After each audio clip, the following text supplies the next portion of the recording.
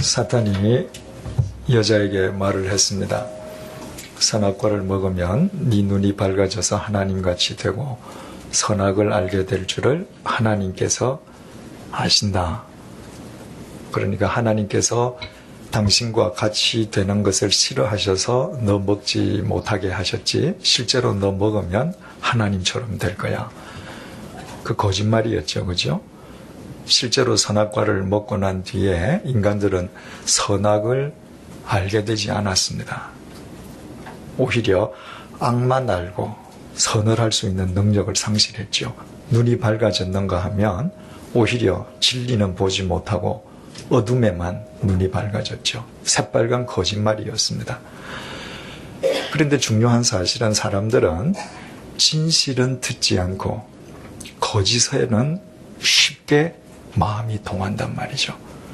하나님 말씀보다도 그 사탄의 거짓말이 여자에게 더 크게 들렸습니다.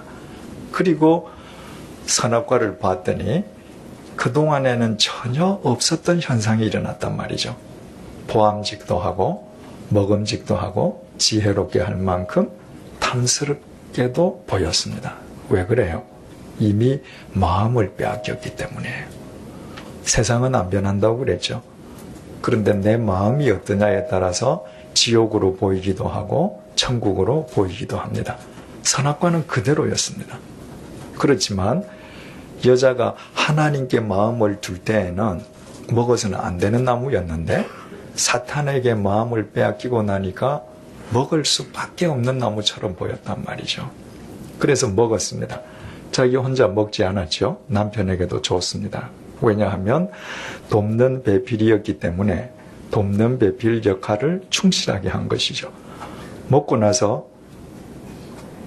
이제까지 상상도 못했던 일이 벌어졌습니다. 자신들이 벗고 있다는 것이 수치스러워졌습니다. 그래서 무화과 나무 잎을 엮어서 치마를 해 입지 않습니까? 잠시 후에 하나님의 소리가 들렸습니다. 두려워서 둘 다 나무 사이에 숨었습니다. 죄는 수치심을 가지게 하고 하나님을 두려워하게 한다고 했습니다. 하나님과 인간을 단절시켜요. 그래서 그들은 스스로 나무 사이에 숨었습니다. 그런데 그게 숨어지느냐 그 말이에요. 자기들은 숨는다고 숨었는데 숨어지느냐 말이에요. 겨울에 사냥꾼들이 가장 잡기 쉬운 동물이 토끼라고 그래요. 겨울에는 눈이 오면 눈에 동물들 발자국이 찍히지 않습니까? 근데 토끼가 한 마리 나타났어요. 내가 총을 빵 쏘았는데 토끼가 안 맞아도 상관없습니다. 총소리 듣고 토끼가 도망갈 거 아닙니까?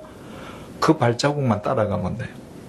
그러면 얼마 못 가서 토끼가 눈 속에 자기 얼굴만 묻고 있는 거예요. 그 꼬리 들고 생포하면 돼요. 그러니까 토끼는 자기 눈에 사냥꾼이 안 보이면 숨은 겁니다. 어리석죠, 그죠? 인간도 마찬가지예요. 하나님께서 요나들어 너 니느웨로 가라. 그런데 니느웨 가면 죽을 것 같단 말이죠.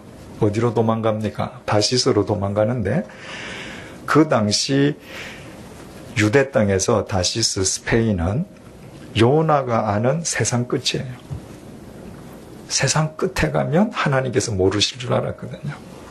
그 배를 타고 도망가지 않습니까? 근데 도망가셨습니까? 도망 못 갔습니다.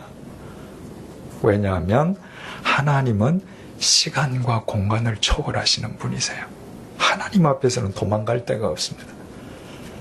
아담과 여자가 기껏 나무 사이에 숨었는데 하나님 다 아시죠, 그죠? 다 아시고 내가 너희들을 창조했는데 그렇게 내 음성을 피하고 도망가? 에이 치사한 인간들 하고 외면하시지 않았습니다. 만약에 외면하셨다면 하나님은 사랑의 하나님도 아니시고 인간을 창조하신 하나님으로서 책임 있는 구원자가 되실 수도 없죠. 인간은 하나님을 외면하고 숨었지만 하나님께서 찾아가셔서 부르셨어요. 네가 어디 있느냐? 여러분, 이 질문은 굉장히 중요한 질문입니다. 하나님께서 인간을 창조하신 뒤에 인간에게 처음으로 던지신 질문 내용이 네가 어디에 있느냐는 것입니다.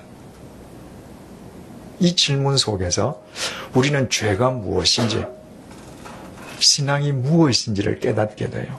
죄가 뭐죠? 있어야 될 자리를 떠나는 것입니다. 신앙은 뭐겠습니까? 있어야 될 자리를 지키는 거예요. 그 자리가 뭐죠? 하나님을 향하는 자리, 하나님 앞에 서 있는 자리, 하나님과 바른 관계를 맺는 자리, 하나님의 말씀에 순종하는 자리, 그 자리를 지키는 거예요. 그래서 하나님께서 아담에게 네가 어디 있느냐 물으십니다. 왜냐하면 있어야 될 자리를 지금 이탈했단 말이죠. 10절 보시겠습니다. 이르되 내가 동산에서 하나님의 소리를 듣고 내가 벗었으므로 두려워하여 숨었나이다. 하나님, 내가 두려워서 숨었습니다. 굉장히 솔직한 고백처럼 들려요. 내가 무서워서 숨었습니다. 그런데 왜 무서워서 숨었느냐 말이에요. 내가 벗었기 때문에. 10절 내가 벗었으므로 두려워하여 숨었습니다. 내가 벗은 것이 두려움의 원인이었다는 거예요. 그러면 여러분, 이 이전에 아담과 여자는 잊고 살았나요? 아니에요. 지금 죄를 짓고 무화과 치마를 지금 처음 하는 겁니다. 그러니까 아담은 죄를 짓고 난 다음에 두려웠다. 그래서 내가 숨었다. 이까지는 분명하게 인식했는데 왜 자기가 두려워하는지 근본적인 이유는 지금 모르고 있는 거예요. 벗어서 두려운 게 아니잖아요. 여러분, 이것이 죄입니다. 죄는요, 우리에게 두려움을 줘요. 하나님과 단절시킵니다.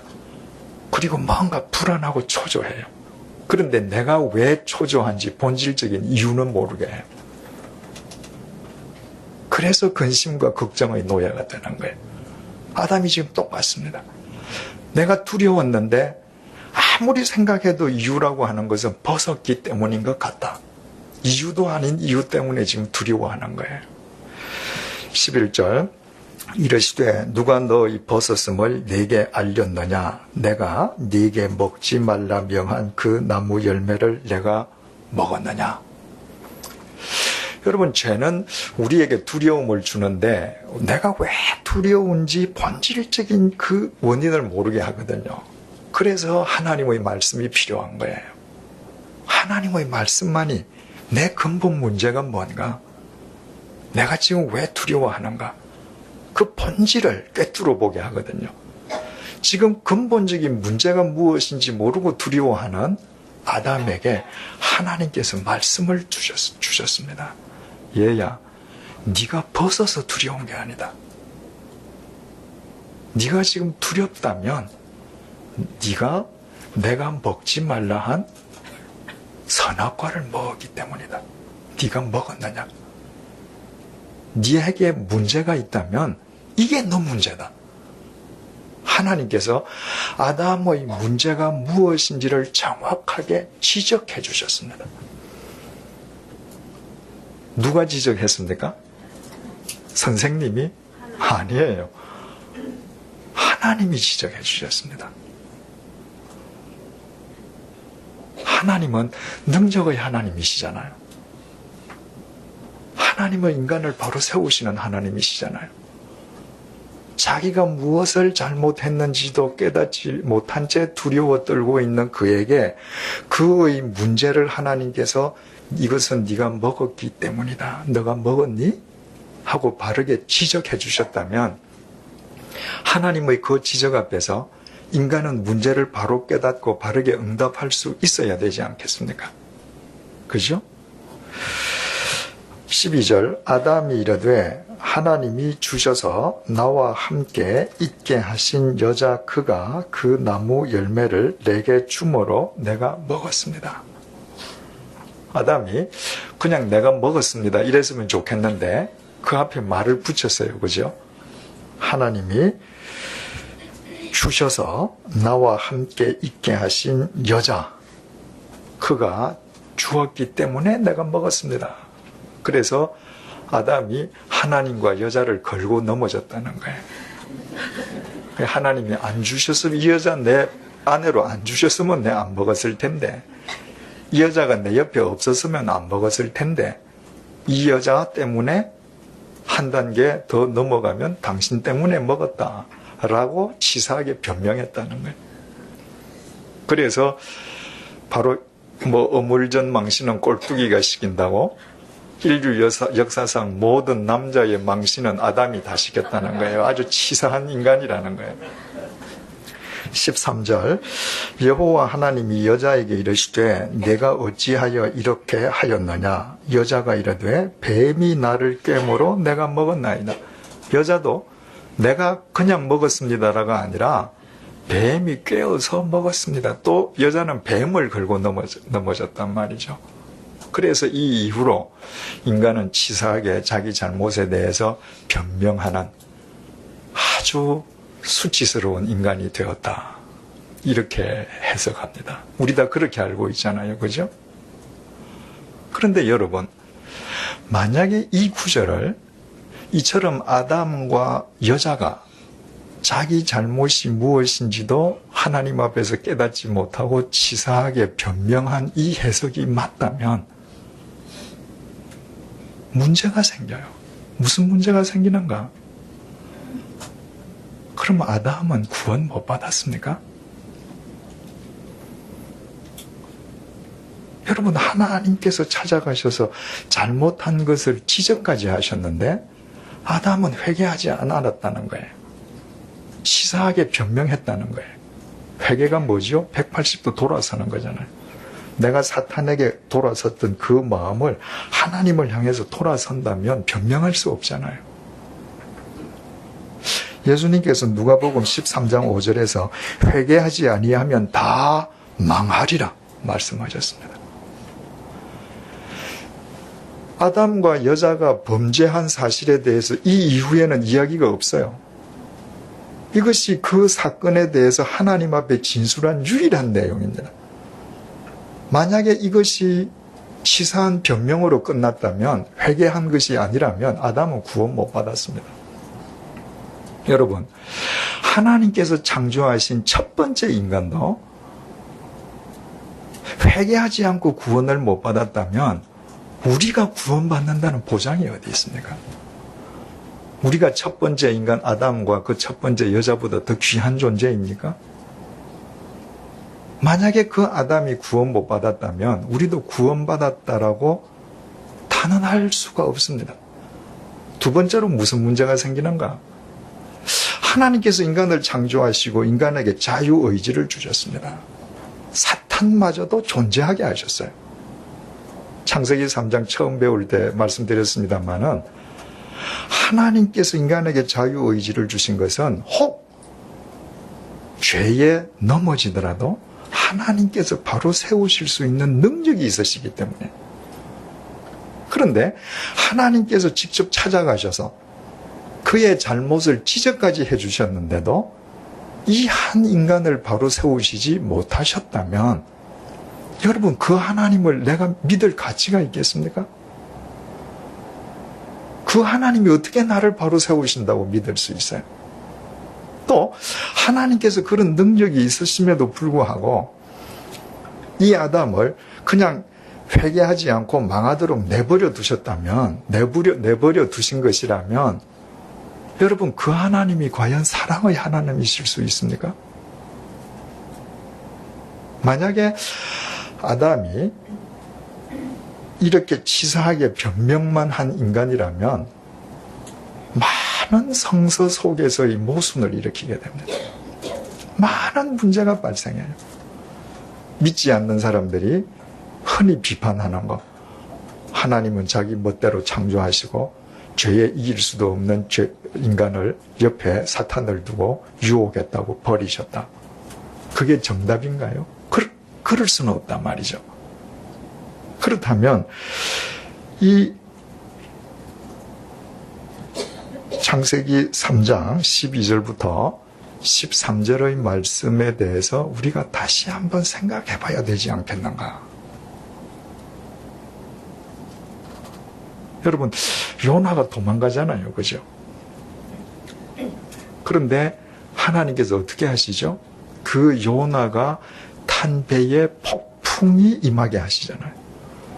배에 탄 사람들이 짐을 다 버렸는데도 폭풍이 멈추지 않습니다. 배에 탄 사람들이 각기 자기 믿는 신에게 기도했는데도 안 돼요. 그래서 사람들이 이게 도대체 누구 죄 때문인지 한번 제비를 뽑아보자. 제비를 뽑았죠. 요나가 걸렸습니다. 그때 요나가 뭐라 그러죠? 요나서 1장 12절입니다. 나를 들어 바다에 던지라. 그리하면 바다가 너희를 위하여 잔잔하리라. 너희가 이 큰 폭풍을 만난 것이 나 때문인 줄을 내가 아노라. 요나는 그 폭풍의 소리, 그 속에서 자기가 제비에 걸린 것 자체를 하나님의 음성으로 들었습니다. 요나야, 너 어디 있냐? 즉각 요나는 나를 던지라. 이건 내 죄다. 그 바람 소리를 통해서도 요나는 즉각 자기 자리를 찾았단 말이죠. 여러분, 요새 우리가 사도행전 9장에서 사울의 회심을 배우고 있지 않습니까? 성자 하나님을 부정하던 사람인데 그가 다마스쿠스 길을 가다가 예수님의 빛을 보잖아요. 예수님과 나눈 대화가 몇 마디입니까? 주여, 당신이 누구십니까? 나는 네가 핍박하는 예수다. 그게 다예요. 그 주님의 말씀 앞에서 돌을 들고 예수 그리스도인들을 박해하던 사울이 회개했습니다. 우리가 새신자반에서 배울 때 주님의 말씀은 부르시는 능력이라 그랬잖아요. 칼뱅은 그것을 불가항력적인 은혜라 그랬거든요. 하나님이 당신의 말씀으로 부르시면, 하나님께서 우리에게 찾아오시면 모든 인간은 바로 설 수밖에 없어요. 올해가 평양 대부흥 100주년 되는 해지 않습니까? 실은 그 말이 잘 못됐죠. 평양 당시의 그리스도인들은 대부흥을 하려고 하지 않았습니다. 평양 대회개운동이죠. 성령님이 임했을 때 그분들은 회개했습니다. 회개의 결과로 그리스도인들이 늘어난 거죠. 그런데 성령님께서 임하셨을 때에 그들이 얼마나 회개했는지 당시에 한 여선교사가 선교본부에 쓴 보고서 내용이 이렇습니다. 저런 고백들, 그것은 마치 감옥의 지붕을 열어 제친 것이나 다름없었다. 살인, 강간, 그리고 상상할 수도 없는 모든 종류의 불결과 음색, 도둑질, 거짓, 질투 등 부끄러움도 없이 누구도 이와 같은 고백을 사람의 힘으로 강요할 수는 없을 것이다. 여러분, 내가 누구를 강간했다. 내가 누구를 살인했다. 누구 집에 가서 쌀을 한 가마니 훔쳤다. 이거를 힘으로 때린다고 고백하겠습니까? 손에는 손, 눈에는 눈, 이에는 이 해서 그 이슬람 율법은 손 자르잖아요. 도둑질하면. 그래서 거기는 거짓말쟁이가 많아요. 너 훔쳤지? 얘 하면 잘리잖아요. 이게 잘릴 수 없으니까 끝까지 거짓말하는 겁니다. 강요하는 데는 거짓말이 더 많아져요. 그런데 어떻게 인간이 이 부끄러운 걸 고백할 수 있느냐는 거예요. 그런데 그 가운데 한 여자가 나왔습니다. 여자가 나와서 무엇을 고백했느냐 하면 청일전쟁이 터졌을 때에 이 여자가 도망을 가는 겁니다. 그러니까 일본 군대, 청나라 군대들이 서로 엉켜 있으면서 아무 민가 나가서 불 지르고 여자들 겁탈하고 이런단 말이죠. 그 동네를 습격당한 여자가 아이를 메고 도망을 가는데 이 아이를 메고 도망을 가려니까 얼마나 힘들겠습니까? 근데 뒤에서는 야만인 같은 군인들이 따라온단 말이죠.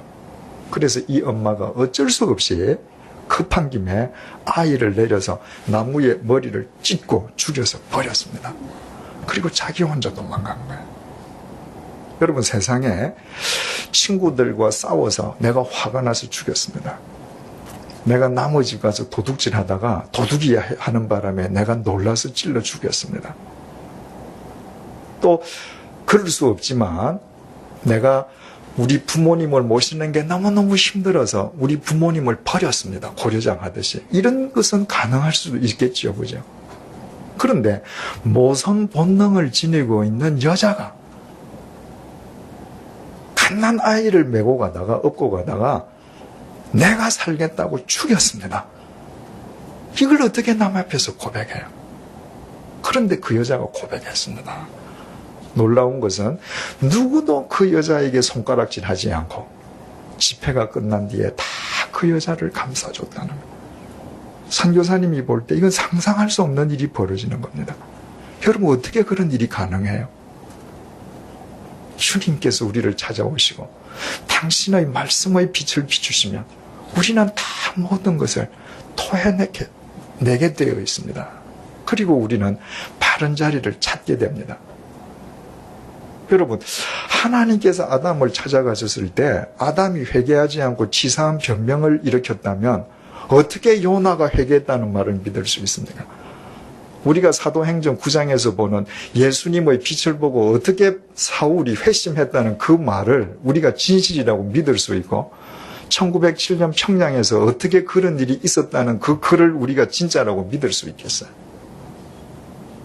아담이 회개했기 때문에 오늘날도 그런 역사가 일어나는 거 아니겠어요? 자, 본문을 다시 보십시다. 하나님께서 아담에게 물었습니다. 11절 이르시되 누가 너의 벗었음을 네게 알렸느냐? 내가 네게 먹지 말라 명한 그 나무 열매를 내가 먹었느냐? 내가 먹었느냐? 12절 아담이 이르되 하나님이 주셔서 나와 함께 있게 하신 여자 그가 그 나무 열매를 내가 내게 주므로 내가 먹었습니다. 여러분 지금 뭐가 죄입니까? 죄의 내용이 뭐죠? 먹었다는 거죠. 만진 게 죄가 아니고 땄다는 것도 죄가 아니고 먹은 게 죄예요. 만약에 아담이 치사하게 자기의 죄를 가리고 변명하려고 하면 뭘 먼저 말해야 돼요? 예? 예? 안 먹었다 해야 돼요? 예. 지금 하나님께서 네가 먹었냐? 그런데 먹긴 먹었잖아요. 그런데 만약에 변명을 하고 싶으면 뭐라고 변명을 해야 변명이 되는 거예요? 예? 예? 안 먹었다고 이제 그건 거짓말이고 뭐라고 이야기해야 진실 속에서 변명이 되는 거예요? 예?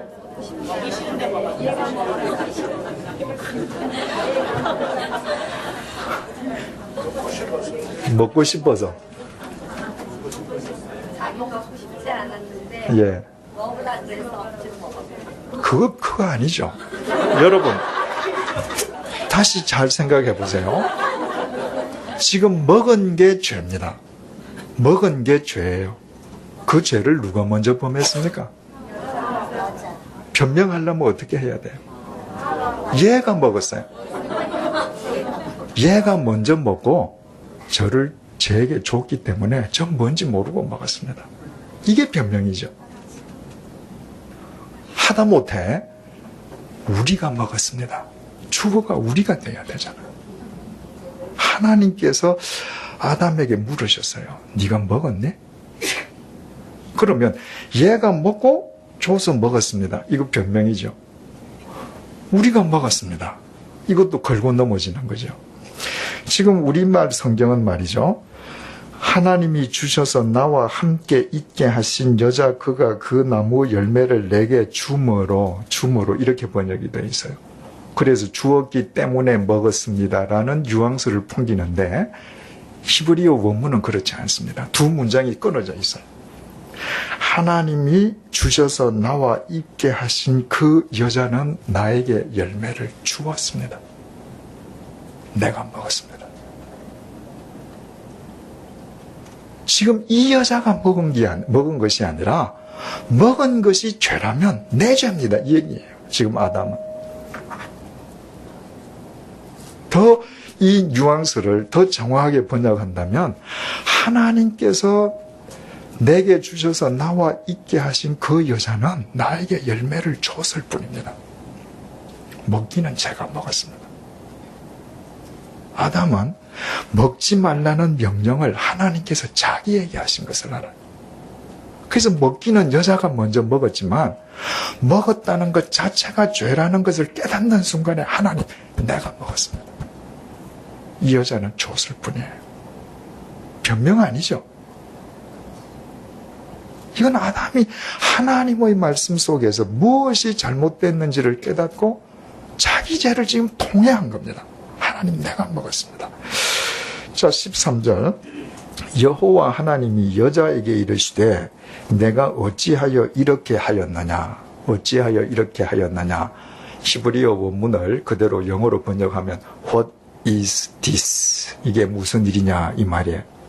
지금 뭐라 그랬죠? 남자가 하나님께서 내게 주셔서 나와 함께 있게 하신 여자는 내게 주었을 뿐입니다. 먹긴 제가 먹었습니다. 지금 남자가 이렇게 대답했잖아요. 그랬더니 하나님이 여자 보고, 야, 이게 어떻게 된 일이냐? 그러면 여자가 변명을 하려면 어떻게 해야 돼요? 그대로 대답하면 되잖아요. 제가 말했듯이 저는 따서 줬습니다. 가리면 되죠. 자기 먹은 것은. 또는 여자도 우리라고 복수를 써야죠. 그게 걸고 넘어지는 거잖아요. 여자가 이렇게 대답합니다.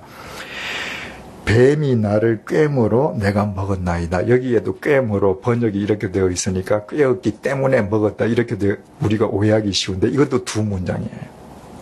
뱀이 저를 유혹했습니다. 그래서 내가 먹었습니다. 내가 하나님의 말씀을 들어야 되는데 뱀의 말을 먹고 내가 먹었습니다. 남편을 빼고 이야기합니다. 이건 내 죄라는 거예요. 이해가 되십니까, 여러분? 남자는 나의 죄입니다라고 지금 하나님 앞에 고백했고 여자는 아닙니다. 내 죄입니다. 절대 두 사람 다 복수를 쓰거나 남을 걸고 넘어진 게 아니에요. 전부 자기 개인의 죄인 것을 깨닫고 하나님 앞에 회개했단 말이죠. 그렇다면 이것이 하나님의 회개라면 이 회개의 증거들이 계속 이 뒤에 연달아 나올 거 아니에요. 자, 이제 계속 보십시다. 14절. 여호와 하나님이 뱀에게 이르시되 내가 이렇게 하였으니, 하나님께서 사탄에게는 넌 왜 이렇게 했니? 이유를 묻지 않으셨습니다. 바꾸어 말하면 회개의 기회를 주시지 않습니다.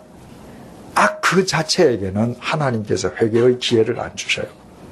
악에게, 유혹당한 인간에게는 회개의 기회를 주시지만 악은 악이에요. 그래서 묻지 않으셨습니다. 14절. 여호와 하나님이 뱀에게 이르시되 내가 이렇게 하였으니 내가 모든 가축과 들의 모든 짐승보다 더욱 저주를 받아 배로 다니고 살아있는 동안 흙을 먹을지니라. 하나님께서 뱀을 저주하셨습니다. 이 뒤에 가서 보시겠습니다만은 하나님께서는 절대로 당신의 사랑하는 백성을 잘못했다고 저주하시지 않습니다. 그러나 하나님께서 뱀 사탄은 저주하셨습니다. 악 그 자체는 저주의 대상이에요. 저주는 바꾸어 말하면 심판이에요. 자, 15절. 내가 너로 여자와 원수가 되게 하고, 여자, 방금 선악과를 먹었던 그 여자지요, 그죠? 여자와 원수가 되게 하고 내 후손도 여자의 후손과 원수가 되게 하리니 여자의 후손은 내 머리를 상하게 할 것이요 너는 그의 발꿈치를 상하게 할 것이니라 하시고, 여기에서 여자의 후손이 누구라고 우리가 알고 있습니까? 예수 그리스도시죠. 여자와 네가 원수가 되는데 여자의 후손이 너의 머리를 상하게 할 것이다. 히브리 원문은 뭉갠다 이 말일까. 그냥 딱 뭉개어버린다. 치명적인 것이죠. 그러나 너는 여자 후손의 발꿈치를 상하게 할 것이다. 치명적으로 상하게 못하는 겁니다. 바로 이것을 원시복음이라고 그래요. 여자의 후손, 예수 그리스도께서 십자가에서 못 박혀 돌아가시잖아요. 죄값을 치르고 돌아가시는 거죠. 사탄이 죄로 고발을 했습니다. 예수님의 발꿈치를 상하게 하신 거죠. 예수님께서 완전히 돌아가셔서 부활 못하셨으면 예수님의 머리가 상한 거죠. 치명적이죠. 그러나 예수님께서 부활하셨어요. 부활하심으로 인해서 죽음을 깨트리시고 부활하셨다는 것은 모든 사람을 죽음으로 이르게 하는 사탄의 머리를 주님께서 치명적으로 상하게 하신 것이죠. 그리고 요한계시록 보면 마지막 날 하나님께서 사탄을 영원한 불에 던져서 아예 소멸시켜 버리신단 말이죠. 그래서 예수 그리스도께서 우리를 구원하시고 승리하시는 그 이야기가 들어있는 창세기 3장 15절을 원시 복음이다라고 이야기하는데, 여기에 예수 그리스도를 여자의 후손이라고 했단 말이죠. 만약에 그 선악과를 먹었던 여자가 회개하지 않고 치사하게 자기 죄를 변명하는 사람이었으면, 그것으로 끝났다면 하나님께서 예수 그리스도를 그 여자의 후손이라고 부르셨겠느냐 그 말이에요. 여자가 하나님 앞에서 바로 섰기 때문에 바로 선 여자를 앞에 놓고 하나님께서 이 여자의 후손과 너 원수가 되고 이 여자의 후손이 네 머리를 칠 것이다. 지금 그렇게 말씀하셨어요.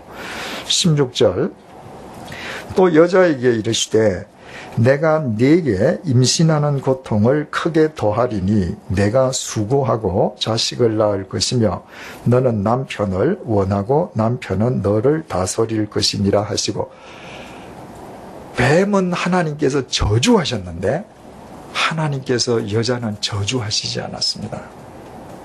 하나님께서 죄를 짓고 회개한 여자에게는 징계를 내리십니다. 히브리서 12장 8절 징계는 다 받는 것이여늘 너희에게 없으면 사생자요 친아들이 아니니라.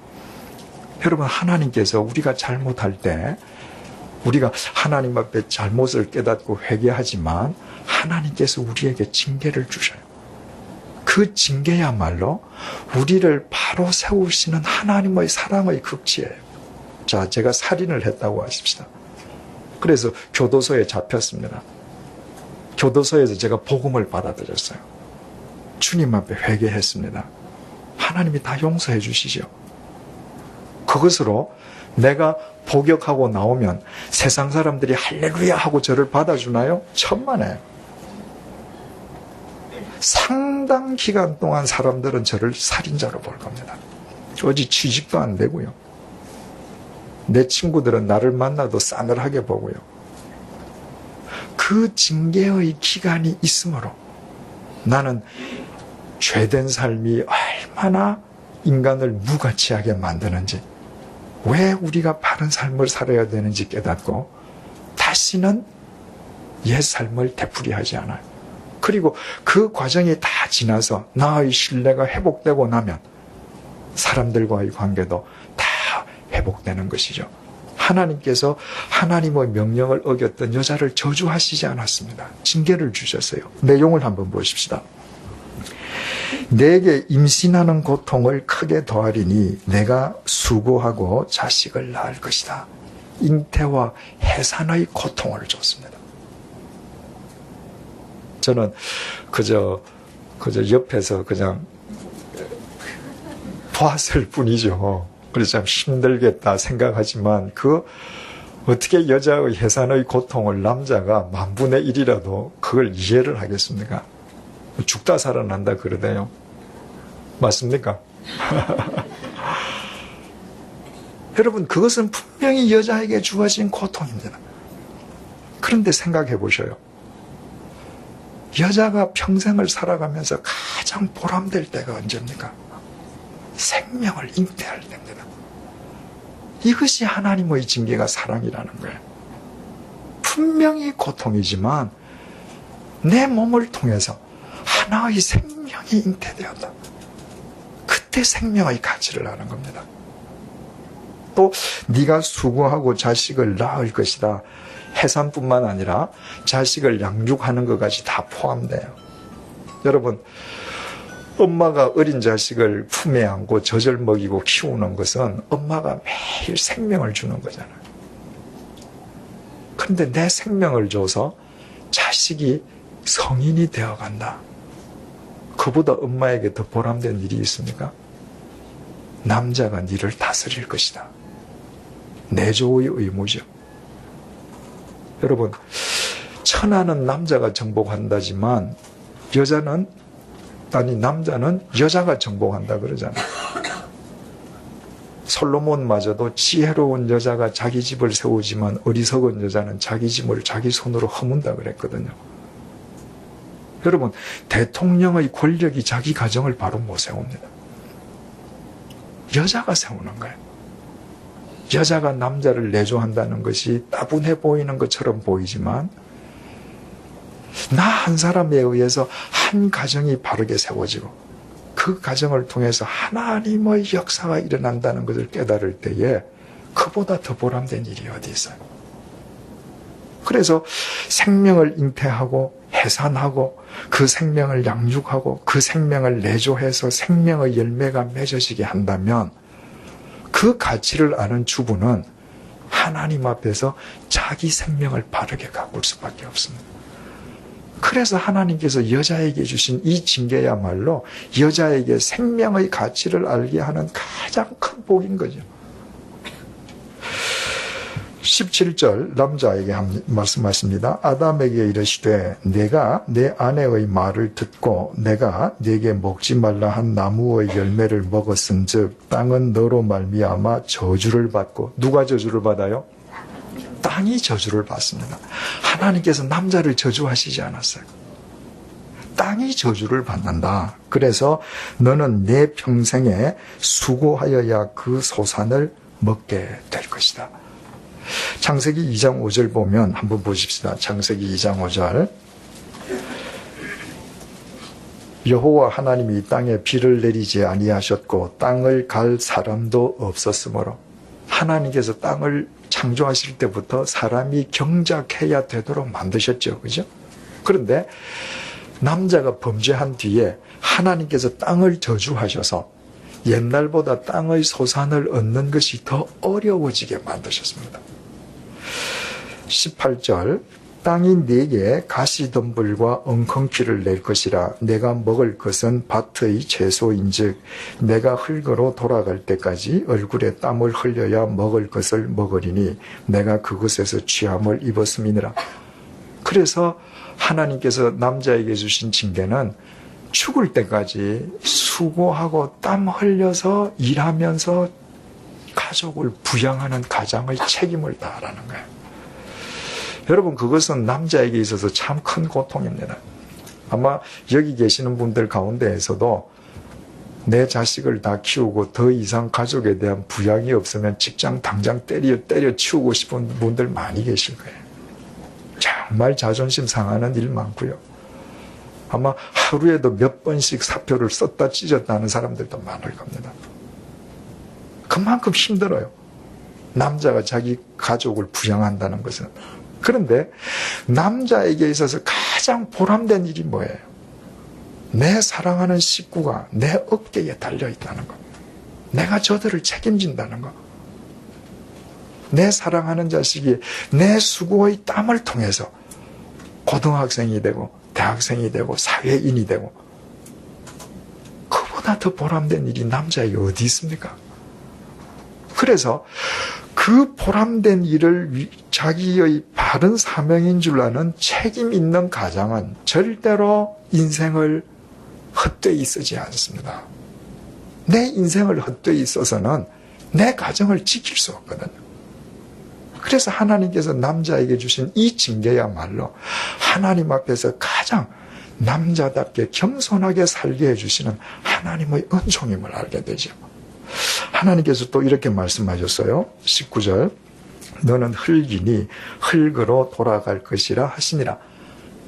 이 말씀에는 남자만 해당되는 것이 아니라 여자도 해당되는 것이죠. 그런데 하나님께서 사람을 지으실 때 뭘로 지으셨나요? 흙 플러스 뭐 생기 이퀄 뭐 생명. 그런데 하나님께서 너는 흙이니 흙으로 돌아갈지라, 너는 생명이니 생명이 이제 사령이 될 것이라, 이게 아니라 너는 흙이니 흙으로 돌아갈 것이라. 뭐만 죽는다는 거예요? 육체만 죽는 겁니다. 죄의 삭은 사망이기 때문에 죽어야 돼요. 그러나 육체만 죽는다. 이 이야기는 뭐예요? 우리가 죄로 말미암아서 우리에게 삶의 고통도 주어졌는데, 우리가 육체를 입고 살아가는 이 삶은 끝이 있다는 겁니다. 여러분, 이거 얼마나 큰 소망이죠. 우리가 수고하면서 살아야 되는 이 삶은 끝이 있습니다. 육체의 끝이 있어요. 그 끝이 있음으로 해서 우리는 영원한 생명체로서 하나님과 함께 영원히 사는 거잖아요. 그러니까 죽는다는 것 자체는 하나의 형벌이지만 내 육체가 죽음으로 인해서 하나님과 영원히 하는 하나님의 은총의 사랑이란 말이죠. 20절, 하나님의 이 말씀을 다 듣고 나서 아담의 본래 직업이 뭐예요? 장명가잖아요. 장명가. 하나님께서 이름 지어라 그러셨잖아요.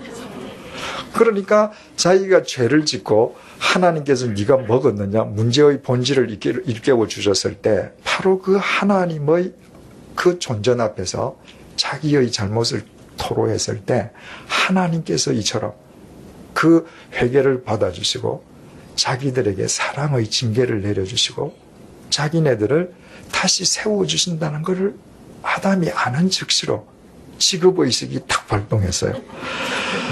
아담이 그의 아내의 이름을 뭐라고 불렀습니까? 하와라 불렀으니, 일자가 있죠. 하와 1.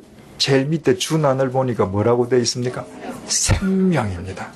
여러분, 얼마나 놀라운 이야기입니까? 본래 여자는 이름이 없이 여자예요. 이샤예요. 아담은 아담이고 남자 이시 혹은 아담이고, 여자는 그냥 이샤예요. 그런데 하나님의 말씀을 듣고 내가 선악과를 먹고 나서 완전히 나는 영육간에 멸망한다고 생각했는데 하나님께서 살려주신다는 걸 알았단 말이죠. 그래서 그 즉시로 자기 아내에게 당신은 하파, 하나님께서 새 생명을 주셨다. 그래서 모든 산자의 어머니가 될 것이다. 여러분, 만약에 하와가 치사하게 변명했더라면, 회개하지 않았더라면 어떻게 하나님께서 그에게 다시 하파 생명을 주시겠어요? 21절, 여호와 하나님이 아담과 그의 아내를 위하여 가죽 옷을 지어 입히시니라. 본래 이 두 사람이 지금 뭐 입고 있는 거예요? 무화과 나무. 지금쯤 어떻게 됐을까요? 시들었을 거예요. 허물허물해졌을 겁니다. 그런데 하나님께서 너희들 시들었구나. 무화과 나뭇잎은 좀 약하지. 내가 야자수 나뭇잎으로 해줄까? 그러시지 않고 가죽옷을 지어주셨다는 거죠. 가죽옷을 지어주시기 위해서는 어떻게 해야 돼요? 짐승을 제물로 잡아야 됩니다. 그래서 이 가죽옷을 누구의 그림자라고 이야기해요? 예수 그리스도의 그림자. 주님께서 우리의 죄값을 치르시기 위해서 피 흘려 주심으로 우리를 살리셨듯이 하나님께서 회개한 아담과 하와를 위해서 짐승으로 하여금 피를 흘리게 하시고 그들에게 가죽옷을 지어 입혀주셔요. 갈라디아서 3장 27절입니다. 누구든지 그리스도와 합하기 위하여 세례를 받은 자는 어떻게 해요? 그리스도로 옷 입었느니라. 누구든지 내 삶을 버리고 내가 주님과 합하기 위해서 방향을 틀었을 때 내가 세례 받는다는 것은 주님께서 당신의 옷을 입혀주시는 거라는 거예요. 그래서 우리는 그 이후부터는 주님의 옷, 주님의 이름으로 사는 거예요. 주님의 유니폼을 입고 주님의 가치를 갖고 사는 거예요. 아담과 하와가 여자가 회개했기 때문에 그들에게 하나님 아버지께서는 그들을 위하여 한 짐승을 제물로 포기하시고 가죽옷을 입혀주시는 것이죠. 22절 여호와 하나님이 이르시되 보라 이 사람이 선악을 아는 일에 우리 중 하나같이 되었으니 그가 그의 손을 들어 생명나무 열매도 따먹고 영생할까 하노라 하시고. 자, 지금 동산에 생명나무와 선악나무가 있었지 않습니까? 근데 선악과는 이제 하나 범했습니다. 끝났어요. 그런데 아담과 하와가 만약에 생명나무까지 따먹고 영생을 하면 어떻게 돼요? 영원히 죄지은 몸으로 살아야 돼요. 영원히 죄인의 육체를 갖고 살아야 합니다. 그거 안 되잖아요. 여러분, 평생 내가 죄인의 몸을 갖고 살아야 된다. 생각만 해도 참 몸서리 쳐지는 일 아니겠어요? 그죠? 23절 여호와 하나님이 에덴 동산에서 그를 내보내어 그의 근원이 된 땅을 갈게 하시니라. 그래서 하나님께서 에덴 동산에서 내어보내셨습니다. 신락원한 것이죠. 신락원했다고 하는 것은 굉장히 큰 아쉬움이죠. 그러나 어떻습니까? 하나님께서 왜 내보내셨어요? 우리로 하여금 죽는 존재가 되게 해주시기 위해서. 그래서 이 죄된 육체의 몸을 벗고 영원히 사는 길을 주시기 위해서 생명의 나무를 먹지 못하도록 낙원에서 내보내셨다는 사실을 알게 됩니다. 24절 이같이 하나님이 그 사람을 쫓아내시고, 여기에 쫓아내다라고 번역이 되어 있는 히브리어 까라시라고 하는 말은 인연을 끊으시고 이 말이에요. 하나님과 인연을 끊었다는 얘기가 아니라 에덴 동산과 인연을 끊게 하셨다 그 말이에요.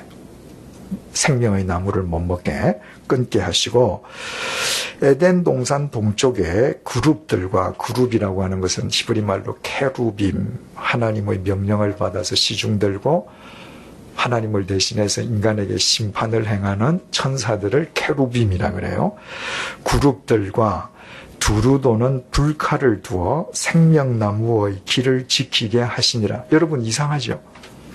하나님께서 죄 지은 육체로 인간이 영원히 살지 못하도록 에덴에서 내보내셨잖아요.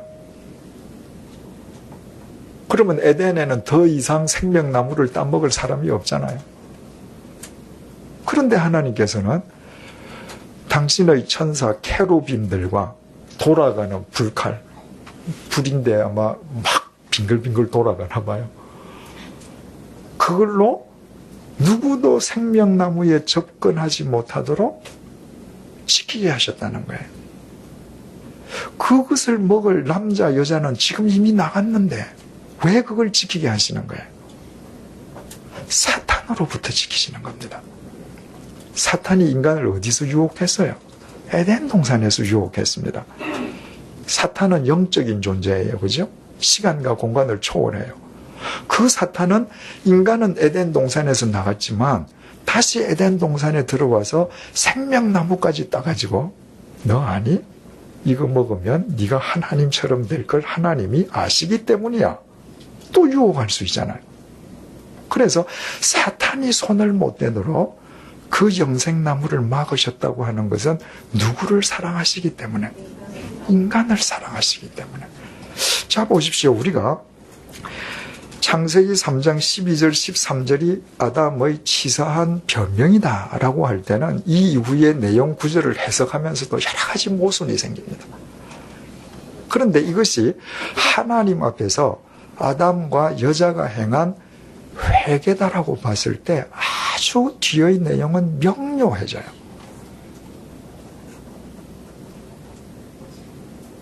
제가 대학교 다닐 때 졸업 논문이 바로 이겁니다. 그래서 이 부분이 해결이 안 되면 성경 전체가 해결 안 되는 데가 굉장히 많거든요. 그래서 학기 초에 이제 그 지도 교수님한테 졸업 논문 제목하고 개요를 제출해야 되거든요. 그때 제 논문 지도 교수께서 지금 세문안교회 담임 목사님이신 이수영 목사님이신데 저보다 한 2, 3년 연배신 줄 알아요. 그래서 제가 나이 들어서 공부했기 때문에 이제 저하고 아주 가깝게 얘기를 많이 했습니다. 그래서 제가 그 개요를 제출했더니 걱정을 하셔요. 야, 이거 아담 이거 치사한 변명이라 그러는데 이걸 회계라고 논문을 써서 내가 신학자의 양심으로 통과 안 시켜주면 너 졸업 못 하는데 나이도 들어서 공부하는데 이왕이면 바쁘지 그러시더라고요. 그래서 하여튼 졸업 못해도 전 좋습니다. 저는 하여튼 이 부분이 이렇게 해석이 돼야 저는 성경 전체가 하여튼 일관된 어떤 논리를 갖는다고 생각하기 때문에 뭐 졸업 한두 해 늦게 하죠. 뭐 그리고 논문을 썼습니다. 그리고 제출을 했더니 이 교수님께서 전부 다 논문을 읽으시고 내용 가운데에 토시 하나 안 바꾸셨습니다. 그 대신에 제가 논문 제목에 아담의 완전한 회개했는데 그 제목에서 완전함만 빼자는 거예요. 아담의 회개하자. 왜냐하면 신학생이 쓰는 논문에 완전함까지 들어가면 좀 교만해 보인다. 그래서 완전한을 빼고 아담의 회개라고 해서 논문을 썼습니다. 그 이후에 저도 안 사실이지만요. MD 존슨이라고 하는 신학자를 비롯해서 여러 사람들이 이런 논문을 썼습니다. 예. 여러분, 하나님께서 아담을 회개시키는 하나님이시기 때문에 우리에게 소망이 있잖아요. 우리처럼 형편없는 인간도 하나님의 말씀 앞에 서면 하나님의 말씀 앞에서 우리가 바로 설 수 있지 않겠어요? 하나님께서 아담이 당신의 명령을 어겼음에도 불구하고 그가 자기 잘못이 무엇인지도 모르고 벌벌 떨고 있음에도 불구하고 당신의 말씀으로 그 아담을 바로 세우시고 회개하게 하시고 그리고 하나님과 동행하게 하시기 때문에 하나님께서 사랑의 하나님 아니겠습니까? 그래서 우리가 그 하나님의 사랑을 믿고 오늘도 살 수 있는 것 아니겠습니까? 대단히 중요한 문제이기 때문에 질문이 있으면 하십시오.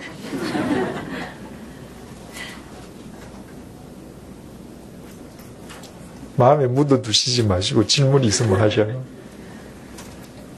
끝내도 좋습니까? 예. 바로 아담을 바로 세우신 그 하나님의 사랑이 지금 우리와 함께하고 계십니다. 기도하겠습니다. 하나님, 아담과 여자는 하나님의 명령을 어겼습니다. 사탄에게 마음을 빼앗겼습니다. 하나님께서 금하신 선악과를 먹었습니다. 수치와 두려움 속에서 숨었습니다. 그러나 그들은 자신들이 무엇을 잘못했기 때문에 그토록 두렵고 수치스러운지 문제의 본질을 알지 못했습니다. 그러나 하나님께서 찾아가 주시고 네가 벗은 것이 문제의 본질이 아니라 네가 먹은 것이 문제의 본질인데 네가 과연 먹었느냐 말씀으로 그들의 그릇된 생각을 교정해 주셨습니다. 그 하나님의 말씀 앞에서 아담과 하와의 삶이 바르게 세워지도록 주님께서 은총을 베풀어 주시고 그들을 하나님의 자녀로 바로 세워주셨습니다. 그 사랑의 하나님께서 오늘 우리와 함께 계심을 진심으로 감사드립니다. 아담과 하와를 바로 세워주신 하나님이시기에 이물 같은 우리도 바로 세워주심을 믿고 감사드립니다. 아무쪼록 하나님의 말씀 앞에서 날로 날로 하나님의 말씀에 의해 바로 세움을 받도록 도와주시고 하나님의 그 사랑 속에서 우리의 삶이 날로 성숙해 갈 수 있도록 은총으로 함께하여 주옵소서. 예수님의 이름으로 기도드립니다. 아멘. 우리 주 예수 그리스도 연애와 하나님의 사랑과 성령님의 교통하심이 우리에게 임하신 하나님의 사랑 앞에 회개의 삶으로 날마다 응답할 것을 결단하는 주님의 사람들과 100주년 기념교회 위에 이제로부터 영원토록 함께해 주시기를 간절히 축원하옵나이다. 아멘.